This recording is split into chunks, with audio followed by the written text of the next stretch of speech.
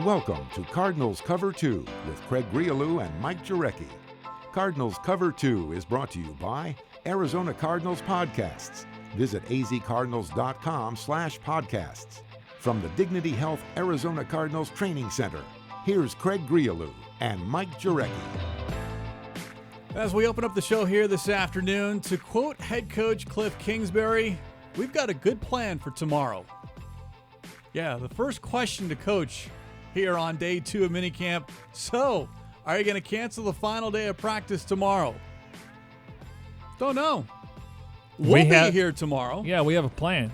Players are going to be here tomorrow. Now it's a matter of how long are they going to be here. And what are they going to be asked to do? And as we've talked about here earlier this week on what the Patriots did, canceling the final 2 days of OTAs. But you and I will be here tomorrow. We're actually going to do a special edition of Cards Cover 2 on Thursday, post-minicamp, post-offseason program, and then it's our final show of the week. Offices are closed on Friday, and then, then the rookies will be here all by themselves the last 2 weeks of June. Yeah, and anybody rehabbing. So the rookies, obviously, I'm sure they're all looking forward to getting away. They went on that banquet circuit and got patted on the back and told how great they were, and now they're just another guy, and they do deserve some downtime. But your first year, you have to spend a lot of time here, and hopefully they'll get about 3 weeks off, because when training camp starts, usually the quarterbacks come in a little bit earlier than the regular guys, and the rookies come in earlier. So I'm sure the Cardinals will announce those training camp dates. We're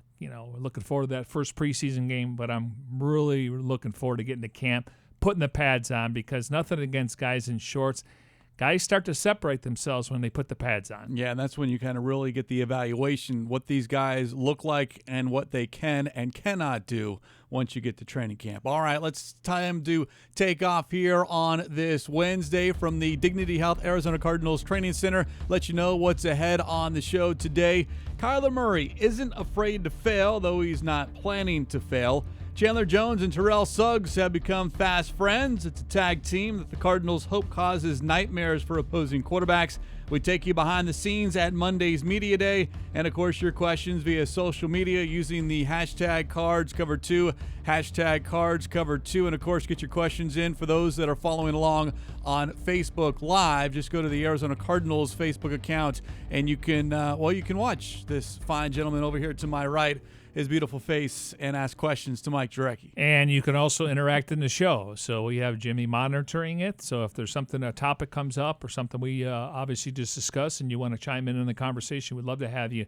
Again, go to the Cardinals Facebook account and make sure you hit the notifications. So when we go live and local, you're going to get a notification. So we do appreciate you tuning in. Yeah, we'll do that a little bit later on. But first things first, the news of the day. And how about some breaking news to start the show?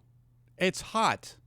Very hot, and not for us. I mean, it is hot, but you could definitely tell these 2 days, Tuesday and Wednesday, first 2 days of minicamp, the difference between this week versus last week and the first couple of weeks of organized team activities, especially with those newcomers on the field. There is a difference between 80 degrees, 90 degrees, and all of a sudden we're into triple digits, and this is where we're going to be now for the foreseeable future. Yeah, and the good thing is the Cardinals do have a bubble. Now, the unfortunate thing you just can't put the media in there. You got 90 bodies, and you got the medical staff, you got the trainers, you got the coaching staff. So they've been going indoors. That's really started in the OTAs. Maybe that was more for the rookies, but the team is going indoors. So you can see they have a plan here, and the last thing you want to do is zap your team. So obviously a lot of liquids, eating the right way and taking care of the body. But, and we haven't, reached the teens yet, 115, 116. Cliff talked about he likes the heat. I don't know if he's going to like 120. Yeah, it was 103 yesterday at the start of practice, 104 and partly cloudy earlier today at the start of practice, and the team did go inside the bubble the final 45 minutes of practice on Tuesday, the last hour earlier today, and the players very appreciative of that. It's a sign, one, that they're getting their work done when they are outside. And then, yes, you need to be smart and take care of these players because it does get hot and you get dehydrated. And it was a question posed to Kingsbury on how to deal when you get into these triple-digit temperatures. We have a great training staff that does a great job of kind of keeping me on top of that and how hot it's going to be and where they're at. And sports science guys as well. So I feel like we have a good handle on it. It's certainly kind of reminiscence of, all right, what happened when there wasn't the bubble, and the only recourse was to practice earlier when it wasn't so hot. But now that you do have the bubble, it's just transitioning from outside to inside, and again, it's a huge benefit for this team because of where we live right now, and it doesn't get cool. It was cooler in May than we've typically seen, but certainly this is the Arizona summer heat. The only good thing about the heat is you get some good quotes. I remember, and Mike Jurecki was here for, you were probably there too, Craig, but Dave McGinnis had a great one when this time of year is probably minicamp or OTAs, and he said, man, it's hotter than 2 tons of hell out here, Jimmy. So that was a good one. And then the other one was Emmitt Smith when he first got here. That was 2003. So the last year of the McGinnis era, and he said, man, there ain't a piece of wind out here. So those 2 quotes were pretty good. And we got one on Facebook Live. Our friend John O'Graham from Down Under. He says it's a comfortable 50 degrees Fahrenheit down in Australia. Wow. So we could use that. That might talk be about light jacket weather. Talk about taking the show on the road. 50, yeah, that light jacket, that might be an overcoat. He's probably enjoying a Vegemite sandwich right now down there. Probably. I mean, 50 degrees. Now, I'm headed to upstate New York next week. It's probably about 75, but probably 75% humidity, but I'm definitely going to enjoy the cooler weather. Yeah, look, you still got to get your work in, and with mandatory minicamp, as we've talked several times here on this show, really the only difference between this week and the past couple of weeks, one, it's mandatory, and everyone present and accounted for. Terrell Suggs, yes, he's been here yesterday and again today. And then the other difference is you can keep these players, the rookies have been here all day long, but you can keep the veterans a little bit longer for meeting, classroom work, walkthroughs. So those 2 big differences. Otherwise, helmets only, no pads, no contact. You can go offense, defense, but no one-on-one. But it's not training camp, but you're kind of still inching closer towards that direction. Yeah, and really the main thing is I think there's probably a couple things, but the first thing that comes to mind is everyone, regardless of going back to a 3-4, you have a new defensive coordinator, you're installing a new offense, so you hope that the mental errors are down from a week ago, and maybe we'll find out tomorrow about the mental errors because you're doing the same thing over and over, and hopefully you don't make the same mistakes. And it's also about conditioning. Taking care of your body, making sure you can get through a 90 or an hour and 45-minute practice. They're not out there for 2.5 hours. He's definitely taking care of them there. So learning a playbook, install, cutting down the mental errors, but you have to get yourself in shape, and hopefully these guys are in shape when they get to training camp. A couple of notes about mandatory minicamp. The Cardinals did have an extra quarterback on the field on a tryout basis. 6'1", 225-pound Terrell Christian out of South Dakota State. He was with the Seattle Seahawks during rookie minicamp and then released, so he's been here the past couple of days. We'll see if anything materializes out of that. Referee Walt Anderson has been in attendance, kind of helping out, learning the new rules, and then you get the officials to kind of work practice, incomplete, inbounds, out of bounds, and that's certainly good, especially with the new first-year head coach coming from college to the NFL to help along with the rules, and then just the number of media that has been in town. NFL Films here earlier today. The NFL Network was streaming part of practice yesterday. Our good friend Pete Prisco was here yesterday from CBS Sports Network. So, again, with Cliff Kingsbury and Kyler Murray, your 2 faces right now on the offensive end, there's going to be a lot of attention, and we're seeing that so far. Yeah, also Pedro Gomez from ESPN. So ESPN's been out here. Josina Anderson was out here, obviously the first start of off-season workouts and then OTAs. So from a national perspective, and I think it's going to pick up in training camp. And a lot of it's hinged on, when you're playing a preseason game, home or away, because that writer or that national guy will meet you at some point. So I do think because of having the first pick in the draft and obviously a first-time head coach and a rookie quarterback, I do think they're going to get a lot of national exposure, and I think it's going to carry over based on how they play in the month of September. Speaking of Kyler Murray, remember last week when Larry Fitzgerald spoke and he mentioned how Murray knows this offense better than he does and better than a lot of the players do. Well, that was Fitz last week. This week, we asked Murray, is that indeed true? Is it true? I'd say, obviously I'm more familiar with it. Coach Kingsbury obviously knows it the best. But, yeah, obviously, with him being a veteran, not having to come to every, OTA and stuff like that, me being there every day, studying it every day, yes, I do know it better. But, I think that's my job, so. A little hesitant in actually saying, yes, I do know it better than Larry Fitzgerald, but his points were correct. He's here every single day, and he is more familiar concepts and what Kingsbury wants to do because this is what he ran at Oklahoma, Texas A&M, maybe even going back to high school. Kingsbury also brought up Christian Kirk being a little bit more familiar as well because it's what he did at A&M. So, and we've mentioned this before, Murray, we think, is a little bit ahead of the game with regards to other rookie quarterbacks because of what this offense is. Oh, there's no doubt about it. I mean, the fact is that, again, you go back to Texas A&M, that's where Christian Kirk got a chance to play with him, and then he obviously transferred, had to sit out a couple years, and Kingsbury said today it was probably the best thing for him. But he's ran that similar offense at A&M. They ran a similar offense at Texas Tech. They ran a similar offense at Oklahoma. So you're meshing really and they don't like to use the word air raid. It's more pro rate, RPO, pistol, and zone read. And not to get convoluted or, get a little deep in the weeds here about, the technology and the terminology. But clearly it fits what he does, and it fits what Cliff's coached for a long, long time in college football. So it makes total sense that he would be ahead of the curve, where we've talked about this, and it happens all the time. Guys get drafted early in the draft. Maybe they're going to a team that had a losing record, just like the Cardinals and the Jets and the Browns over the last few years.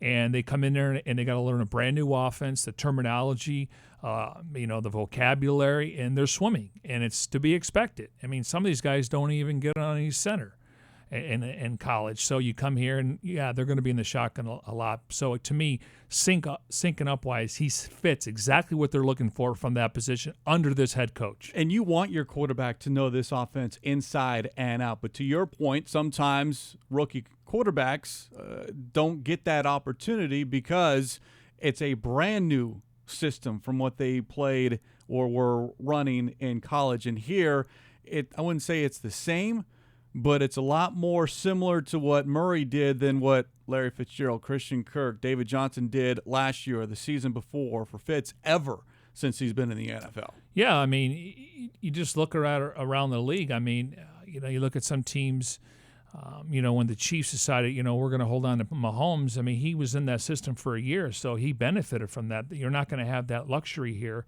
But again, it's I look at some, when Matt Nagy was brought in, they wanted him to be the guy for Trubisky, and he went with Vic Fangio, and now he's got Chuck Pagano. So I think it's similar, but the fact is that he's familiar with this offense, and that learning curve, there's going to be it because he's a rookie, and you got a rookie head coach. But I think when it comes to the offense itself, they're much ahead of the game than a lot of rookies are. And how is Murray handling this offense? Kingsbury likes what he's seen so far. And remember, this is a short period of time that these two have been together, but so far, so good, according to the head coach. I like his attitude because he's going to take chances, and this is the time to do it. See what you can get away with. If you want to go after Pat a couple times, it's usually all it takes to learn. But no, he's aggressive in nature, the way he thinks and attacks when he's out on the football field, and I like that. Hey, look, make your mistakes right now and see, as Kingsbury said, what you can get away with. What are my windows here in the NFL? What is my catch radius that I know if I throw the ball near number 11, Fitzgerald is going to come down with it? And then, everyone knows not to throw it Patrick Peterson's way, but it is good practice to figure out, okay, going up against elite cornerbacks, this is what Patrick does. Okay, now when I'm facing one of those during the season or during my career, I know, okay, what to do, what not to do. Yeah, I mean, I know that he's confident in his arm, and, talking to Prisco yesterday, and he covered Dan Marino, he thinks he's got the same kind of release as Dan Marino, and that's some big shoes, and when he makes that comparison, and I respect Pete. The thing is, though, when it comes to, him getting rid of the football and stuff like that, again, you can't teach that kind of stuff. So for the most part, I mean, again, I just think there's going to be, the curves, but for the most part, I think that what they've done in that quarterback room, and we don't talk about Tom Clements enough. I think he's going to be a good sounding board for all those quarterbacks. And we know Hundley's the backup, and we'll see what happens there. But I just think, he's going to get hit sometimes, and you got to protect him. And I think that's where Sean Kugler and the offensive line are going to come in handy there. I was thinking about when we were talking about these young quarterbacks. The Jets fired their head coach, right, and they bring in Adam Gase.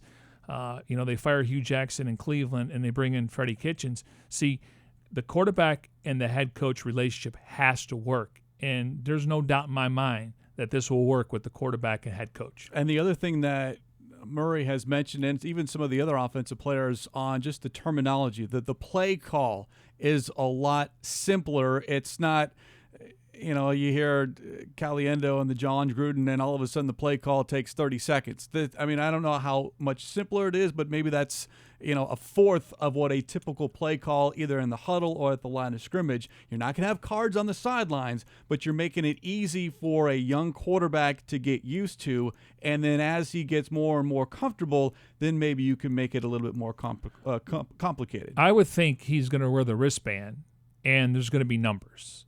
And so maybe he feeds them a number in the speaker in the helmet, and then he's got to spit the play out. And again, RPOs, it could be a run or a pass option. So I would think verbiage-wise, if he's wearing the wristband, you give him a number, and then he knows the play, and he can decide what he wants to do with that, obviously breaking the huddle or during the snap. Yeah, and so far from Murray, what we've seen from him, high school, college, he's made things look very, very easy. It's not going to be that easy at the NFL level, and he is very well aware of that. Playing early my freshman year in college, struggled a little bit, and I think that's prepared me for a little bit of failure. Obviously, we don't hope to fail, but it's part of it, and when it happens, I'll know how to handle it. So I'm not waking up thinking, I can't wait to fail or anything like that. But it is what it is. I approach every game the same. Going in to win, and it's like I said, it takes a lot of hard work throughout practice. The game plan. How well we feel about it, stuff like that. So there's a lot that goes into it, and if there are some ups and downs, then we'll know how to handle it.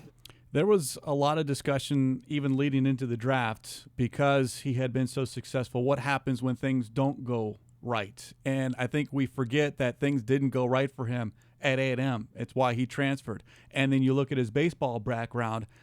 Baseball is a game of failure. You go 3 for 10 with 5 strikeouts, you're hitting 300. And that's more than successful. That's very, very good. And all of that. But that means 7 out of 10 times you failed. Yeah, but he has dealt with that. And he can go back to those times at A&M or on the baseball field and go, okay, how did I get through that? Now, it's a little bit different at the NFL level, but it's not like he's known success his entire life and has never dealt with failure. But he certainly has been successful more times than not. I'd be curious to see if he takes chances because, again, when you look at his arm strength and the way he gets rid of that ball, and he can throw in the tight windows, I just don't want to see him taking chances in double coverage, though, okay, because that means somebody else is open, and he'll learn that. And probably on paper, like Peyton Manning, he's going to throw some interceptions. Hopefully it's not in the 25s. Because Peyton also threw, I think it was 28 interceptions or 28 touchdowns and 26 interceptions. You just hope those numbers, his interception is 3-1, maybe in the low teens, and hopefully 20 to 25 touchdowns. But he's going to take chances because he knows. But what he said yesterday, the game is a lot faster, and these guys know the play when he breaks the huddle. And maybe it's because they're in practice and they've watched this offense. They're talking about the defense. The defenses, yeah. He said it's different. So I like the fact that he's confident doing that, but I'm going to shy away early on because turning the ball over is not going to make his confidence any better. I'm not saying he's going to second-guess himself because I know he's confident in his ability, but I just don't want to see the turnovers early on in the season. Calculated chances. Good, no win to make those chances or take that chance, whether you're trailing by a lot, and obviously you need to move the football and score points, but don't be unnecessarily risky. Well, it's okay to punt in this league. I mean, you usually get 10 to 12 possessions. You hope you can score on 4, 5, or 6, whether it's field goals, and in this case, touchdowns. So it's okay to punt sometime. Put your defense on the field. Live for another down, and that's just learning with managing the game. And I think he's going to be more than a game manager. He's going to have to lift this team. But again, David Johnson, Christian Kirk, Larry Fitzgerald. It's just you don't want to put yourself in third and long, but it's okay to punt sometimes. Let your defense do the job. Players have been quick with their praise of Murray. You're talking about veterans who've been in this league for a long, long time. Well, we had a chance to ask Terrell Suggs about his initial thoughts on Murray, and be careful or listen carefully to what he says here at the end. Got a nice arm. Kid's talented, so, but it's June. We all still got work to do.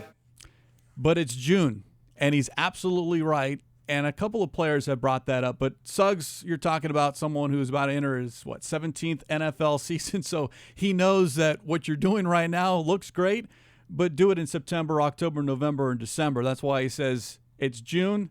We're not in pads. You should look good to a certain extent because you're as a quarterback, you're not facing that rush. You're not getting hit. Yeah, I'd be curious to see what he thought about Lamar Jackson last year. Now, Flacco was the starter, but obviously he was learning a brand new offense, so maybe, and Joe was coming off a back injury, so maybe he got more reps. But, how was Lamar Jackson? Obviously, the only comparison I would use for Lamar Jackson and Murray is the dual threat being run the football. They're night and day when it comes to passing. They're night and day when it comes to accuracy. They're night and day when it comes to throwing into tight windows.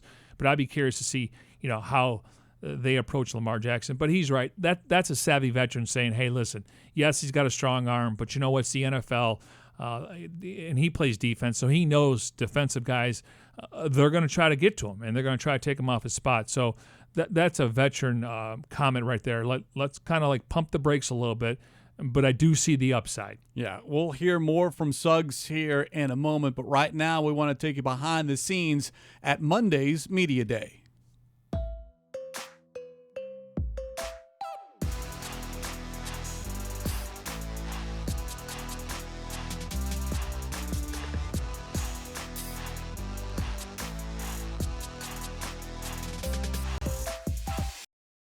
Good stuff there from azcardinals.com, and all this stuff is what you'll see on those national television broadcasts and in the stadium during pregame and then throughout the game. But good stuff from azcardinals.com as we come to you here on this Wednesday afternoon from the Dignity Health Arizona Cardinals Training Center and broadcasting as we always do in our Bose QC35s. Go to Bose.com for more information. And a reminder, if you ever miss a show, you can download it as a podcast via Apple Podcasts, Spotify, Stitcher, Google Play Music, TuneIn, and SoundCloud. And don't forget, all of your favorite Cardinals podcasts can be found at azcardinals.com/podcast. The Cardinals are also asking for your help in the community. They do a great job and want your help as well. In honor of its 100th season, the NFL is inviting fans to join the Cardinals players, and the other teams in a volunteer initiative called Huddle for 100.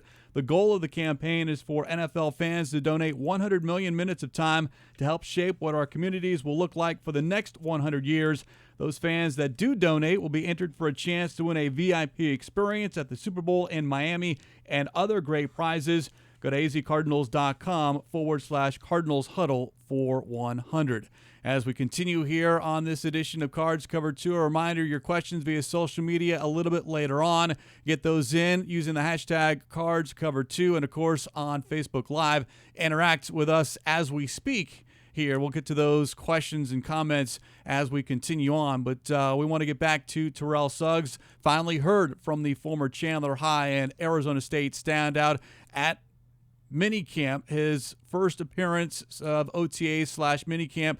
Remember, it's mandatory, but he was inside the locker room on Tuesday and asked a number of different topics, but the ones that kind of got the most attention was his relationship with Chandler Jones and how quickly those two have become good friends. When you click, you click. I spent a lot of time with his brother, you know what I'm saying? So we already got history, so, it's just, we just got natural chemistry, and, just having some fun. That picture you guys took together yesterday, it looked like y'all best friends already. Oh, they recommended the Stat Brothers pickers. I thought it was pretty good. Somebody posted it, said the Sack Brothers. I thought that was pretty clever. I like it. But, we just having fun. It's June. We're just trying to get as good as we can get right now. The Sack Brothers, that's going to stick.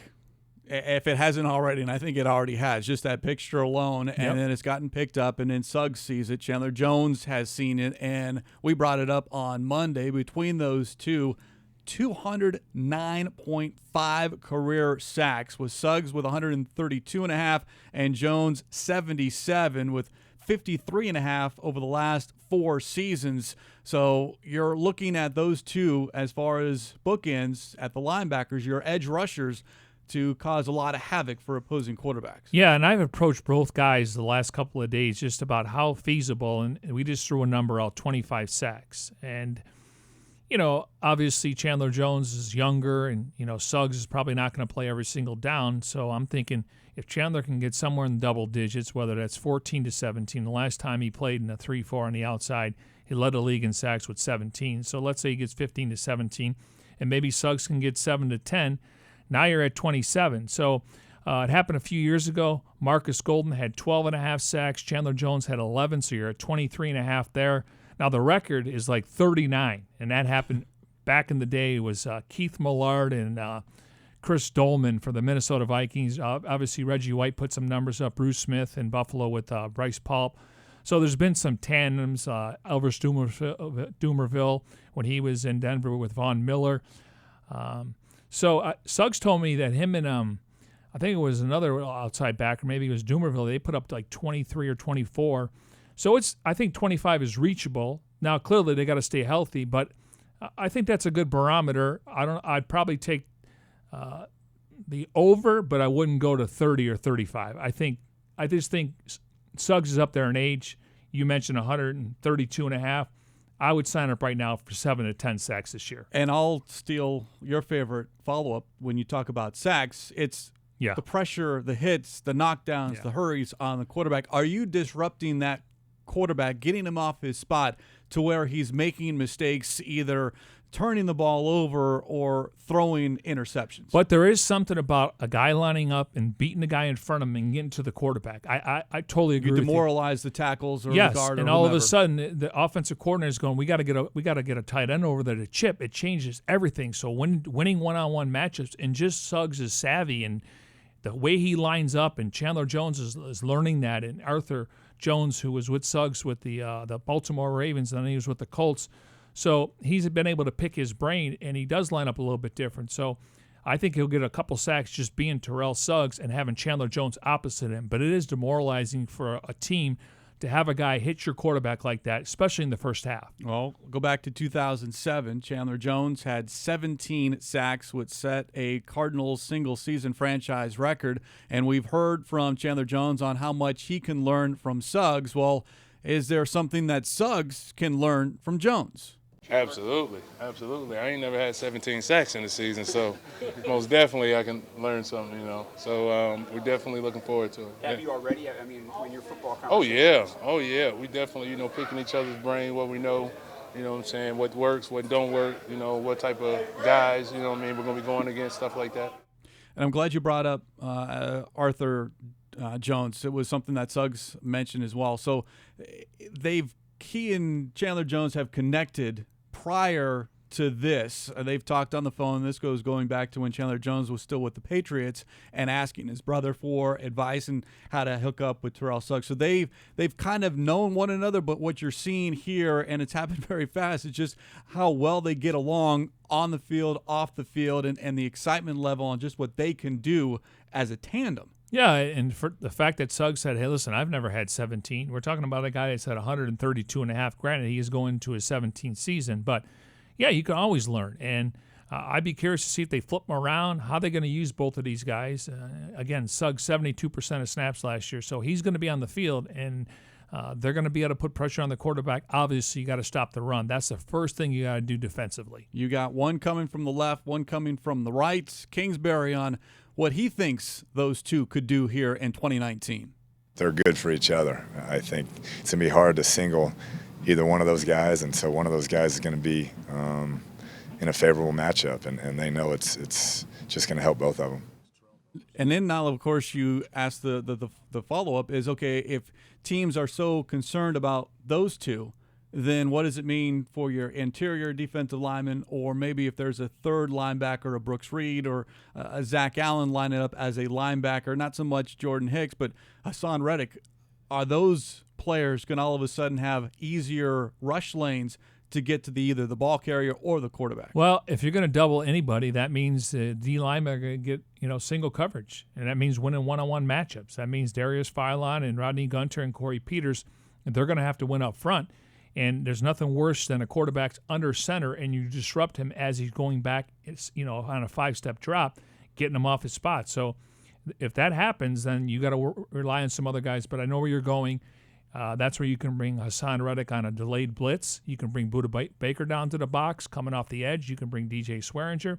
Zach Allen obviously is a guy that plays with his hair on fire, more of a high-energy guy like Vanden Bosch. So it'd be interesting. But if they want to double somebody, that frees up single coverage, and those guys got to win those matchups. Question was posed to Suggs. How does he think opposing offenses might handle him and Chandler Jones?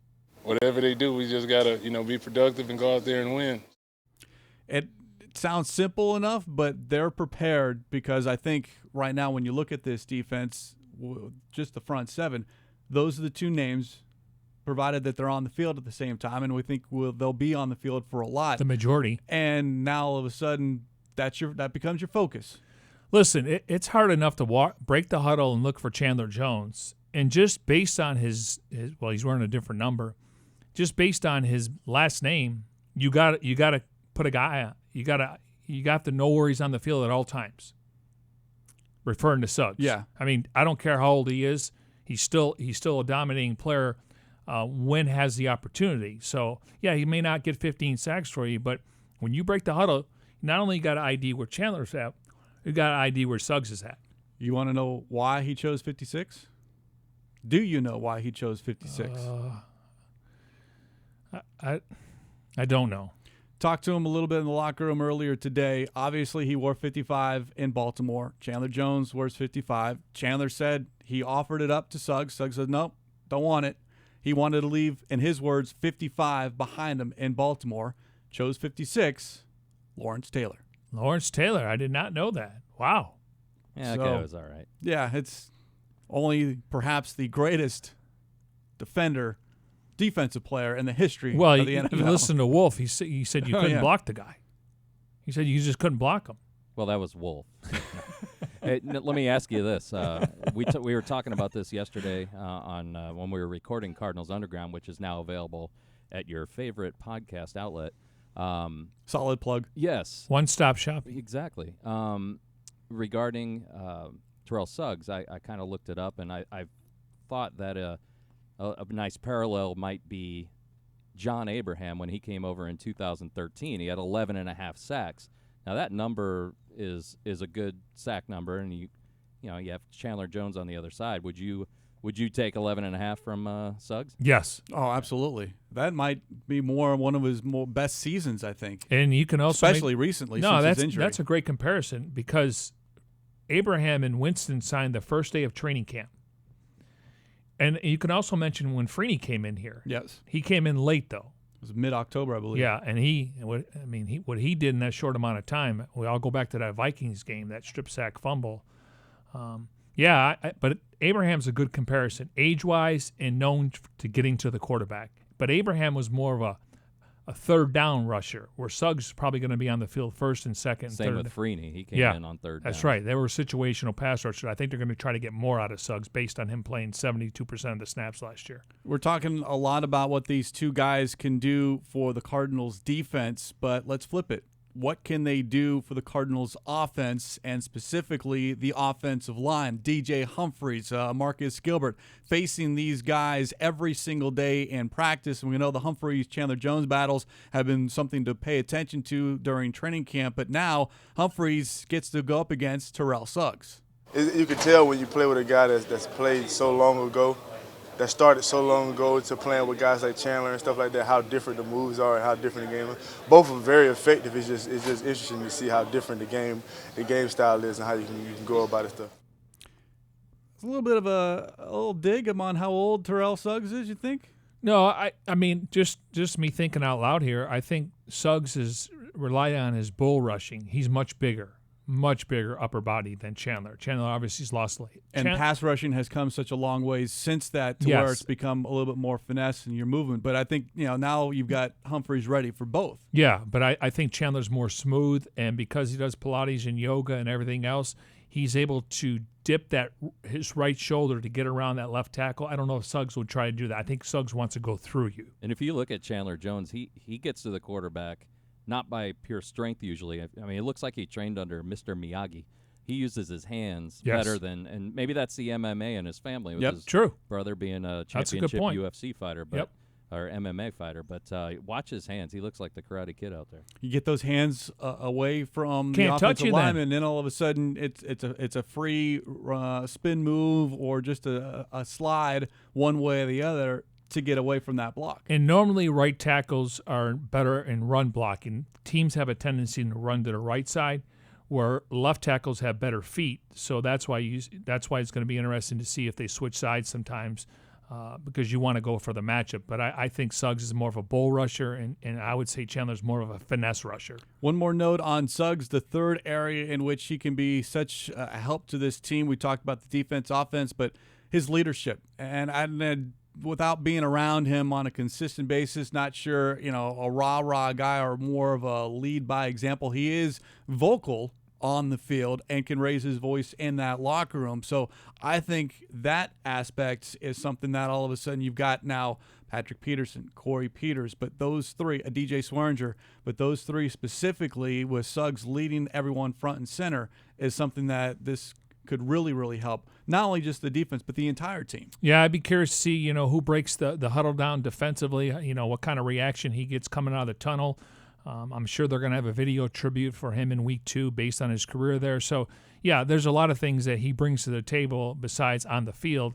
And maybe he's not a rah-rah guy, but he's going to lead by example. Yeah, Suggs earlier this week talked about his leadership. I think naturally I've been kind of a lead by doing guy, just, showing up to work every day, you know what I'm saying? And, you never ask your teammates to do something you wouldn't do yourself. So just show up to work every day. I'm pretty much just trying to, in place myself, with the guys we got, you know what I'm saying? And, we are accountable to each other.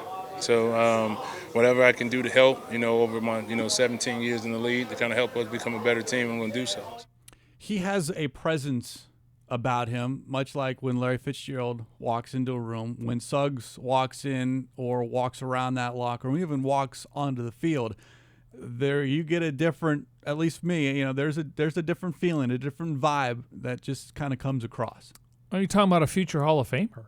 I mean, we can count on one hand how many Hall of Famers in that locker room. Now, guys are, between Larry and Suggs, guaranteed, in my opinion. I think Patrick's on his way, and, Chandler will have to do it over a period of time. He's a Hall of Famer. I mean, there's no more to say. You know what he's accomplished. But he's here to win, and hopefully he puts up numbers, and he's under contract. Now, we talked about him going back to Baltimore in week 2. Now, we know that the Steelers were the rival, but he's going back there, and I'm sure they're going to give him a nice applause and a video tribute. Do you think it's a good thing that it's early in the season? I like it that it's earlier as opposed to something that is kind of, for lack of a better phrase, or hanging over his head, week 10, week 12, week 13. Hey, it's coming up.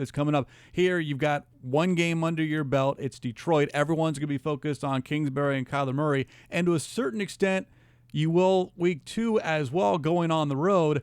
And not that it's going to be a side note, but it's going to be a note here, but it's going to be even bigger in Baltimore. You take care of that conference call or whatever leading up to it.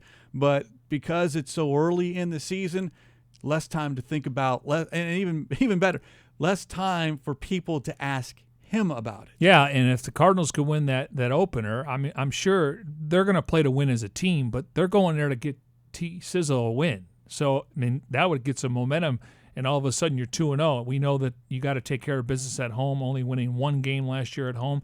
I would sign up for 3-1. I would definitely take 4-2, maybe 2-2 after the first 4. But if you get that first win, all of a sudden you got some momentum going on the road, it'd be nice to scratch out a road win. It'd be interesting to see how much he opens up that week when asked about Baltimore, because during the introductory press conference that he had, he was asked a few different times about it, but didn't really want to get into details, and he'd almost not close the door, but like, look, I'm here. I'm a Cardinal. That was years past. You know, I'm a different person. You know, my chapter, that chapter is closed. I'm beginning a new one here, but it is going to be emotional for him. And it might not be something that he doesn't feel until that plane lands on the tarmac in Baltimore. Well, I think he made it very clear that there was only one team he was going to play for, and that was the Arizona Cardinals, and he wanted to come home. Now, the only thing that's come up since the press conference was Steve Bisciotti talking to the season ticket holder, saying we thought that's the Ravens owner, that we thought they were going to bring him back at the same rate, and so that could be brought up on the conference call, saying the Ravens felt like they made you a fair offer. Why didn't you come back? But I think he made it clear during the press conference it was Arizona or bust. Yeah. And for the Cardinals, I think it's a great addition, especially with a veteran, can help along still a young defense with a first-year coaching staff and an extension of Vance Joseph as well. Well, I think it gave him some wiggle room when it came to the draft because, obviously, they let Marcus Golden to test free agencies, and maybe they didn't think that he played up to par. He was injured, but he took a job with the Giants on a one-year deal. They had already signed Suggs, and the thought process was if we go quarterback with the first overall pick, well, that means you're not going to have Nick Bosa on the roster. You're probably not going to have Quentin Williams on the roster. You're not going to have Josh Allen on the roster. So by signing him, it allowed them the domino effect to go ahead and take Kyler Murray, and then they signed Brooks Reed prior to that too as a rotation guy. So you could see that the stars were lining up if they did not go defense, that they had a guy that can rush the passer. When you were talking about Suggs going back to Baltimore real quick, I can think of two homecomings, if you will, in recent memory when Emmitt Smith went back to Dallas for the first time. That was absolutely bonkers. I've never seen anything.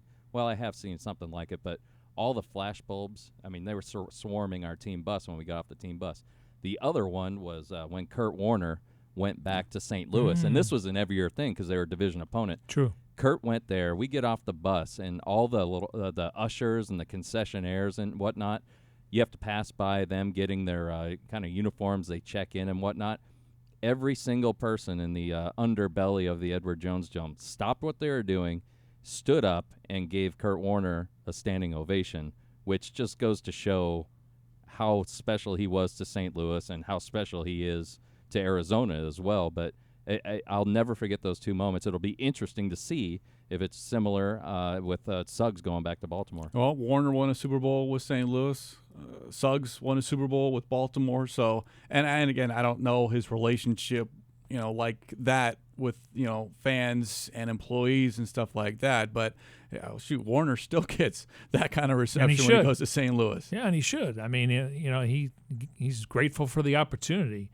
Obviously they went with Mark Bolger. He had to bounce around a little bit with the Giants. And, obviously the Cardinals made the right decision bringing him in here and competing with Leinart, and he won that job. So, yeah, he should. I mean, I would think he's going to get an ovation. I think it's going to be a nice tribute. But when the game starts, he is part of the opponent.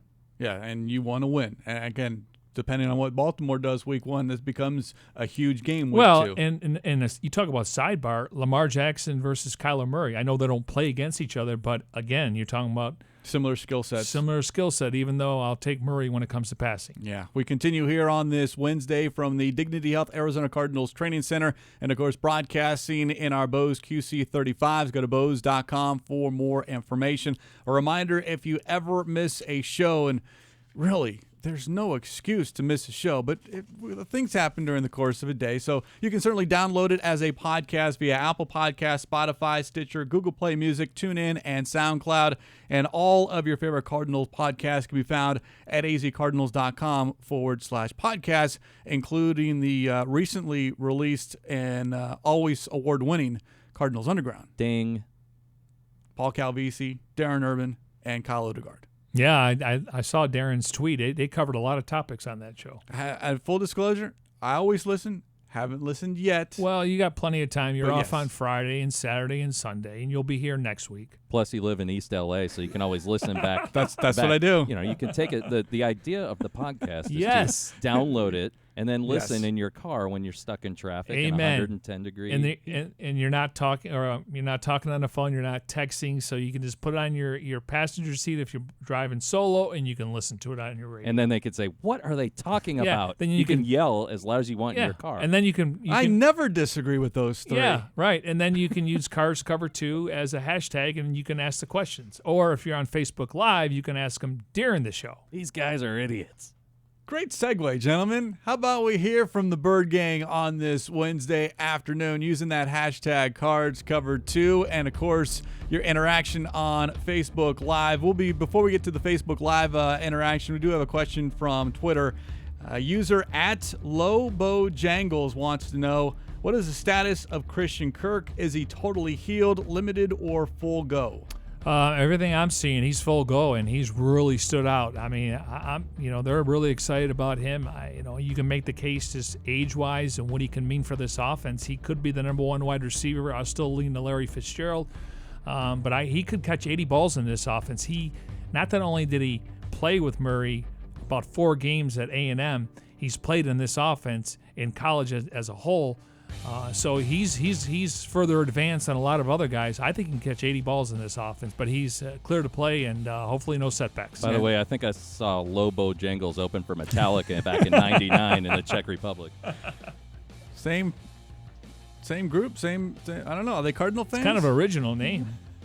Let's move to Facebook Live. Allward Cullen wants to know, how are the receivers looking aside from Fitz and Kirk? What do you expect? Who do you expect to make an impact? Well, I mean, I know they're excited about all 3 receivers. There's a learning curve. I mean, you look at a guy like Andy Isabella. I mean, it looks like he's fighting to catch the ball. That's teachable. That's something he's going to have to learn. He's got the size and speed. He can get outside and inside.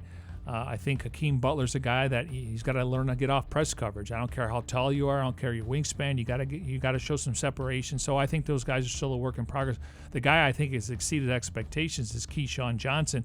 And Steve Keim, you got to give him credit. He talked about his route running. He's smooth in his route running. He's smooth in his ability to catch the football. And then Farrell Cooper, who the Cardinals claimed off waivers, more of a kick returner. He's getting an opportunity. He played on that Rams offense. And then you throw in Damiere Byrd. He's got 4.25 speed. That was back in 2015, maybe 4.28, maybe runs a 4.3. But I think Trent Sherfield's still in the mix. Kevin White needs to be more consistent. I think he got off to a good start. So I think they'll keep 7. It'll be interesting to see. The rookie class will all make the roster. Now it's a matter of who's active on game day. And we had a chance earlier here during off-season strength and conditioning program to talk with Kevin White, and he's a very hard guy, or I should say an easy guy to root for, and he's been dealt with a lot during his first 4 seasons, just 14 games played. But here's at least my pick, biased reasons that hopefully that this is a fresh start for him and he can get his career turned around. Yeah, and playing at West Virginia, so he's played in that air raid offense. I know it's a little bit different with the mesh concepts here, so he does have some familiarity there. He's going to have to pick it up, and obviously we're going to get a chance to see him in the preseason, and we'll see what he does. Back to your questions here. Facebook Live, #CardsCover2, #CardsCover2. Ricky Walters wants to know, do you think Desmond Harrison will make the team? And before you answer, MJ, the timeliness of this question is great because Harrison did speak earlier today at his locker, first opportunity since he was brought on, claimed when he was released by the Cleveland Browns, and I think it was Kyle Odegaard had a chance to speak with him. So expect a story if it's not already up on azcardinals.com. Yeah, it's up there right now. He really didn't want to get too much. He was professional. He knew the questions were coming. If you're not familiar with it, he missed a flight. He missed a day of off-season workouts, and then he was released the following day. He's had some baggage prior to this. Hopefully it's a wake-up call, but he did take responsibility, and he says he knows the little things in life mean something. So being on time is one of those. Well, he looks the part, and we mentioned it when he was signed. Low risk, high reward. Yeah, I don't know how many they're going to keep. He started 8 games last year. I think they love the fact that he could be depth. I don't know if they're going to keep 9 offensive linemen. I don't think he's eligible for the practice squad, so he's going to have to get a chance to compete. Right now, I would say he's behind DJ Humphries. He's behind Marcus Gilbert and Corey Cunningham. How many do they keep? he could be an option. Again, he's going to play a lot in the preseason. Last question here on Facebook Live. Michelle Pope wants to know, will Terrell Suggs only be used on passing downs, and who will be a part of the defensive end rotation? No, I don't think so. Now, again, he played 72% of the snaps. There's going to be down. Maybe they give him a possession off, so you want to get a guy like Zach Allen in there. You want to get Brooks Reed in there. Both guys are high-energy guys, so I don't know his snap count. But the fact is, they're looking at him as a 3-down backer. But I do think there'll be a possession or two. We don't see him in the game. They want to get some energy in there from some of these other guys. Well, and that front seven does rotate. I mean, you can't play every single snap. In the secondary, you can, but it's rare that one of those, unless maybe a Jordan Hicks or Hassan Reddick, there's a possibility at inside linebacker. But you want those guys who are rushing the passer or getting to the running back have fresh legs. That's why you see a rotation. Yeah, I'd be curious because you definitely want to have one of those two guys on the field together. So, there's times when maybe the Cardinals, they feel like they're going to, they're running a football in a possession. They say, Chandler, this next possession, we're just going to hold you out. Maybe we'll put you on 3rd down. So I'm sure they have a plan moving forward, but I do think Suggs will be more than just a situational pass rusher. We've got one more coming in from Facebook Live. Sam Gordon asks, how many yards rushing for Kyler Murray this season? You want to take a stab at that one? Around over under? I'll go. See, I just hope he's not. That there's a reason for him running, not that he's running for his life and amassing these yards. So I hope it's not a large number. Let's throw a number over and under 500 yards. See, I would prefer the under and make sure that those 500 yards are like winning yards, like scoring touchdowns or gaining first downs, and not play breaks down and I'm going to run maybe a handful of those, or the left tackle got beat and all of a sudden Murray is running to save his life. I'll go 485 yards. That would be under. Yeah. I'm okay with that. I was going to go 612. I don't know why, but I'll go 485. 486. 486. Price is Right rules. $1, 1 yard. Exactly. So under 500 yards. 501. How many rushing touchdowns? 6? Yeah, I like that number. Okay, let's go with that. I'll sign up for that right now. Yeah. Throw for 3,500 yards. That would work. 30. If he throws for 200 yards per game, that would be 3,200. I want to see 300-yard games and 3 touchdowns. You're asking for a lot. I think it's going to happen. But that's okay. The expectations are high. No, I mean, if you're going to throw at 55%, who knows? But I think those are achievable. I don't think they're out of whack. No. Nobody's saying he's going to throw for 5,000 yards, 45 touchdowns, and run for 1,000. That's not going to happen. Not in year 1. Wait till it gets to year 6. Hey, great participation on Facebook Live today. We really appreciate it. We actually got, this was international, the internet. It's worldwide, right? Hey, but we had John O'Graham from Australia, but we also have a couple members of the British Bird Gang watching. Harry, he actually comes to Arizona a few times, and he's been to the Big Red Rage. Yeah. So shout out to I've Harry. Seen pictures of those guys. Yeah, and to the British Bird Gang. Yeah, big fans of the Is British it like Bird 4 Gang. a.m. there right now? Don't ask me time zones. Plus 8 hours, plus 7 or 8. Oh, okay. Time All right. Well, we appreciate you staying up, whatever time it is. Absolutely. Appreciate everyone sounding off here. And, of course, we'll get it again tomorrow. That's right. A special edition of Cards Cover 2 coming your way on a Thursday, typically Monday, Wednesday, Friday, but no show this Friday. We're going to wrap up the week and wrap up this offseason with the veterans. And, again, the rookies are sticking around. But a special post-minicamp edition of Cards Cover 2 coming your way on Thursday. And we'll have an answer for you. Just exactly how much did this team do on Thursday? Those players will be here. Will they be on the field, though? Well, the main thing is they're in the building, and you mentioned the Belichick gave him 2 days off. They had to show up at the facility those 2 days, so he'll get them out at a decent time. It's great participation when you get to the mandatory. They've had great participation for the most part. Obviously, you'd like to see Patrick here a little bit earlier, but I understand the Suggs and Larry Fitzgerald. Those guys are veteran guys. They're going to miss some time, but overall, great participation, strength and conditioning, phase 1, phase 2, phase 3, and the mandatory minicamp, 100%. And look, it's not how many hours you're spending, it's what are you doing with those hours, that time you're here focusing on football. I think we get caught up on, you got to be here 8 hours a day or 40 hours a week, 60 hours a week, getting that playbook. make the most of your time, and then dial it back because your body, your mind needs to rest. Yeah, and that's going to be the key because, when they run that conditioning drill, the first day of just ahead of training camp. Report day, yeah. We'll see who's in shape. Yes. And I know skill position players have different times than bigs, referring to D linemen and O linemen. But you'll be able to tell who's in or out of shape. And that's on the player because they had plenty of time to get ready. You can shut it down for a week, but when we start to get to July, mid-July, you better start getting back into shape. I'm not running. It doesn't look too hard, though.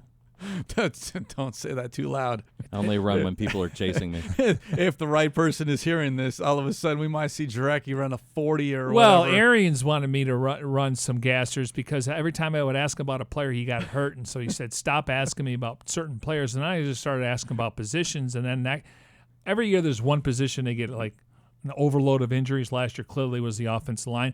And I actually went up to him twice before practice and said, you want me to run the gassers? And he told me no. So he let me off the hook. Okay. That way it would have been more for Denny Green. We'll see if this coaching staff lets you off the hook. I think that I stay in my lane, so they're not. I mean, right now they're focused on what they have to do, not what we're doing. That is very true. One more day left here of off-season work, and that is tomorrow. And we'll come to you here from the Dignity Health Arizona Cardinals Training Center with a special edition of Cards Cover 2. Until then, special thanks to those behind the scenes: Tim Delaney, Jim Omohundro, Devin Henry, Jackson Sipes. For Mike Jurecki, I'm Craig Grialou. Talk to you on Thursday here on Cards Cover 2.